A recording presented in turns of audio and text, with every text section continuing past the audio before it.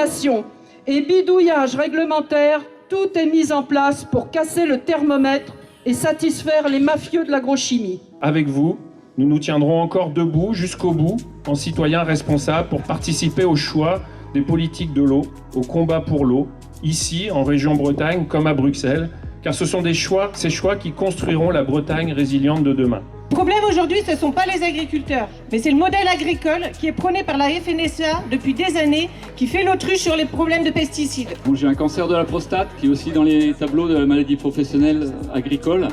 Ce n'est pas la MSA, la Mutualité Sociale Agricole, qui m'a averti, c'est le collectif de soutien victimes des pesticides.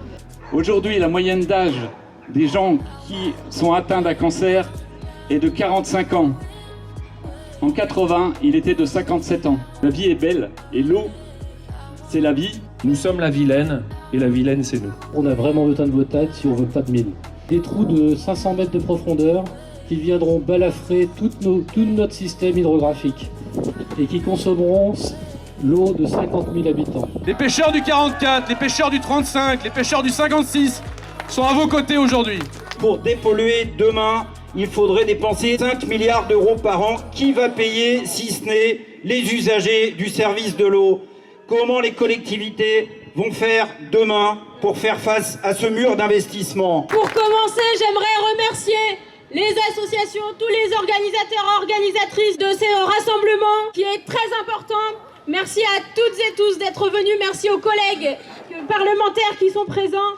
C'est important d'être là, venus en masse pour défendre notre bien précieux qu'est l'eau. Un bien précieux qui malheureusement est de mauvaise qualité.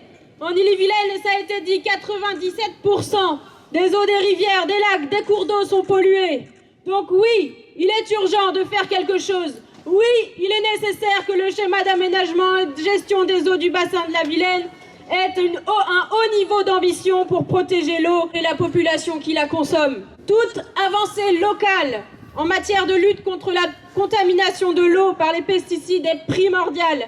Et je le dis d'autant plus car le rapport interministériel confidentiel de juin 2024, révélé par Contexte, a signalé que cette lutte contre la contamination de l'eau est un échec. Oui, il faut des avancées locales qui se multiplient partout pour mettre au pied du mur celles et ceux qui nous dirigent et mettre dans leur projet de loi les desiderata des lobbies des pesticides. La loi d'orientation agricole qui a été votée cette semaine par le Parlement est un danger pour l'agriculture familiale, pour les citoyens et les citoyennes, pour l'environnement. Cette loi poursuit la logique productiviste au profit de l'agrochimie, au profit de l'agro-industrie. Peu importe le nombre d'agriculteurs qu'il reste, tant qu'ils servent la rentabilité du groupe Avril. En réalité, c'est ça. C'est ça. Ils pensent qu'ils peuvent tenir juste avec une petite poignée d'agriculteurs, juste avec une petite poignée de paysans et de paysannes. Alors que nous voulons des paysans, des paysannes nombreux et nombreuses sur les territoires.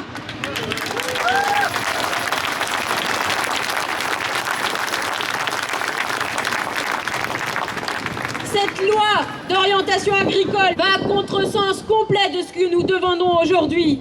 Cette loi intègre le principe « pas d'interdiction sans solution ». Vous savez, vous le connaissez bien ce slogan. Ce principe au mépris de toutes celles et ceux qui, sur leur ferme, veulent faire évoluer leurs pratiques vers plus d'agroécologie. Au mépris de la population, y compris des agriculteurs et des agricultrices qui souffrent de maladies liées à l'usage des pesticides. Le combat pour la qualité de l'eau est juste. Ce n'est pas une lubie d'écolo contre les agriculteurs. Ce n'est pas de l'agribashing, comme certains se plaisent à le répéter. La preuve, il y a parmi nous des paysans et des paysannes qui ont fait d'autres choix sur leur ferme, le choix de ne plus utiliser de pesticides, et cela au service du bien commun, de l'intérêt général.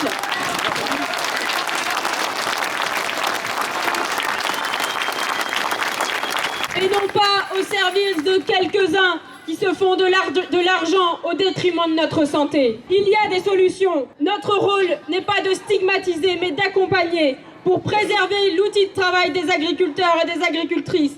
Que les terres soient fertiles, que les cours d'eau soient de qualité. Pour nous, pour les générations futures, le combat continue.